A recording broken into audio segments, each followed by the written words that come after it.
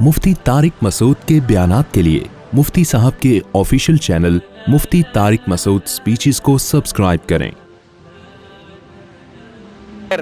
असल टॉपिक की तरफ आता हूं। तो मैं यस कर रहा था कि नबी सल्लल्लाहु अलैहि वसल्लम ने फरमाया बुढ़ापे जवानी को गनीमत समझो। किससे पहले भाई? बुढ़ापे से पहले।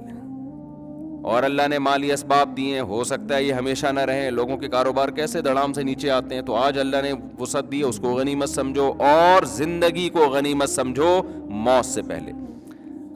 अब गनीमत समझने का मतलब क्या है? सारे मोटिवेशनल स्पीकर्स यही बात करते हैं कि अपने टाइम को आप क्या करें, सेव करें, और टाइम वेस्टिंग बुरी चीज है और वगैरह वगैरह। लेकिन एक बड़ा टेक्निकल फॉल्ट इनकी दावत में ये होता है कि ये टाइम वेस्टिंग की डेफिनेशन अल्लाह से नहीं पूछते कि अल्लाह की नज़र में वक्त ज़ाया करना किसे कहते हैं और इंसानों की नज़र में वक्त ज़ाया करना किसे कहते हैं। एक आदमी जिना कर रहा है टेंशन से बचने के लिए, ये टाइम वेस्ट कर रहा है अल्लाह की नज़र में। मोटिवेशनल जो मज़हब को नहीं मानते हैं उनकी नज़र में ये टाइम वेस्टिंग नहीं बल्कि रिलैक्स हो रहा है। तो आप जब किसी रियासत में हो, खुदा का कानून है ना, तो आप कुछ भी कर लो, आप कामयाब उसी सूरत में हो खुदा राजी है आपसे। कितना आसान कर दिया ना इस्लाम ने, है भाई। कामयाब कौन है भाई? जिसका अल्लाह राजी है, खत्म। नाकाम कौन है? जिसका अल्लाह राजी नहीं है।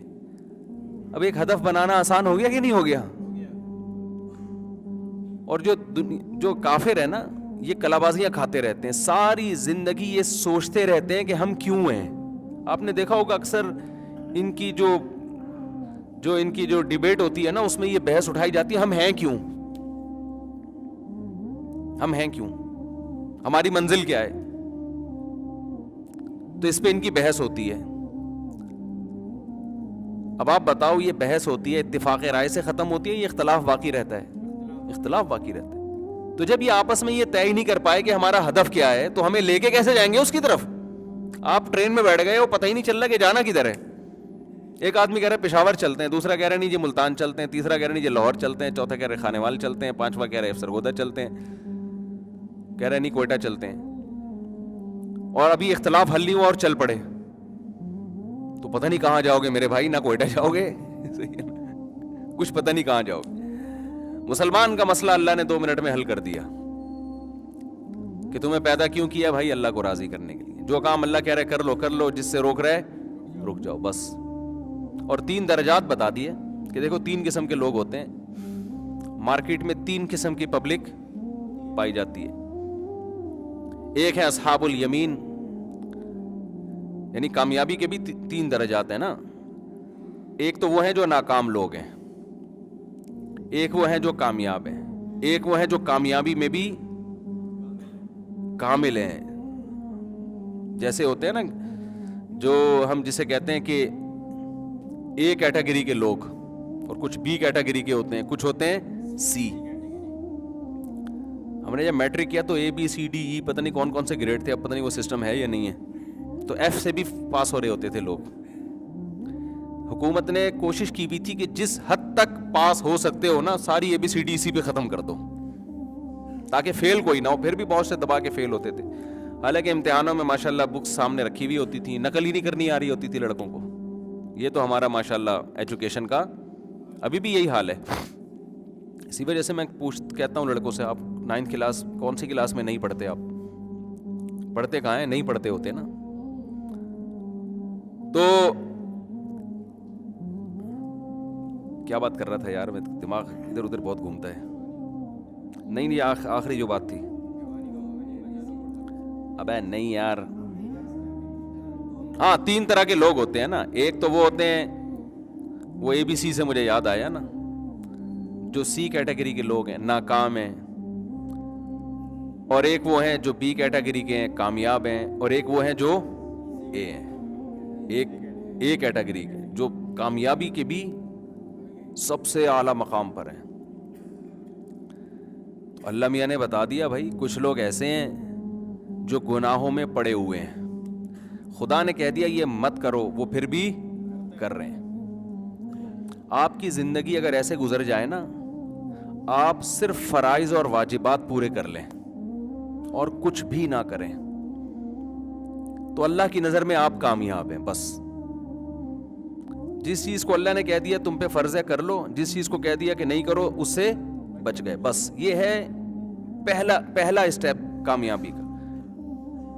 آخرت کے عذاب سے بچ جائیں گے, دنیا میں بھی اللہ پاکیزہ زندگی دے گا, اللہ کا وعدہ ہے. فَلَنُحْيِيَنَّهُ حَيَاتًا طَيِّبَةً. طیبہ کا مطلب صرف پاکیزہ نہیں, اٹریکٹیو. آپ کو اپنی زندگی میں سکون محسوس ہوگا, مزے کی زندگی گزرے گی. صرف اتنا کر لو. اور جن چیزوں سے بچنے کا حکم دیا نا, اس میں بھی اللہ کہتا ہے جو بڑے بڑے گناہ ہیں ان کو چھوڑ دو, چھوٹے موٹے معاف کر دوں گا میں. اور آسان کر دیا, لو بھائی. ان تجتنبوا کبائر ما تنہون عنہ نکفر عنکم سیئاتکم. اگر تم بڑے کبیرہ گناہوں سے بچو گے, چھوٹی موٹی خطائیں مٹا دوں گا. نکفر ایسے جیسے ربڑ لے کے نہیں مٹائی جاتی, وہ مٹ جاتی ہے نا چھوٹی چیز. گناہوں کے پہاڑ ہیں تو وہ نہیں مٹتے, وہ توبہ سے معاف ہوں گے. اور یہ جو گناہوں سے اللہ نے بچنے کا حکم دیا, ان میں وہ گناہ بھی داخل ہیں جن کا اللہ کے حقوق سے تعلق ہے, وہ گناہ بھی داخل ہیں جن کا مخلوق کے حقوق سے تعلق. اللہ کے حقوق میں بھائی نماز قائم کر لو 5 ٹائم. نماز چھوڑ دینا صغیرہ گناہ ہے یا کبیرہ ہے؟